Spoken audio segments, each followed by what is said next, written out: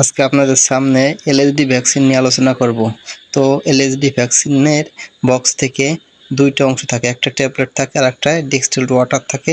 তো distilled water থেকে 2 CC নিয়ে ট্যাবলেটের ভিতর পুশ করব।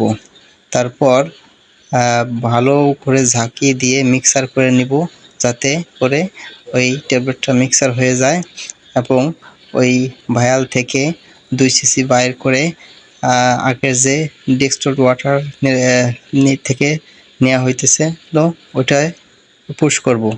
পুশ করার পরে ভালো করে ঝাঁকুনি দিব, ঝাঁকুনি দিয়ে যাতে করে মিক্সার হয়ে যায়, এবং মিক্সার যদি হয়ে যায় সেক্ষেত্রে ভ্যাকসিনের কার্যক্রম ভালো হয়। আর এই ভ্যাকসিন বহন করার জন্য একটা কুল বক্স দরকার হয়, যাতে করে ভ্যাকসিনের মান মর্যাদা ভালো থাকে।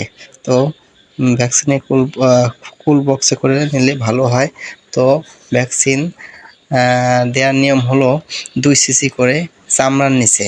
তো চামড়ার নিচে দিলে এটা ভালো হয়। এটা মাংসে দেওয়া যাবে না, মাংসে দিলে সমস্যা হবে।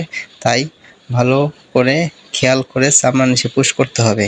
তো ভিডিওটি যদি ভালো লাগে তাহলে লাইক করবেন, কমেন্ট করবেন, শেয়ার করে বন্ধুদের জানিয়ে দিবেন। আর নতুন নতুন ভিডিও যাতে পেয়ে থাকেন তার জন্য চ্যানেলটি সাবস্ক্রাইব করে রাখবেন।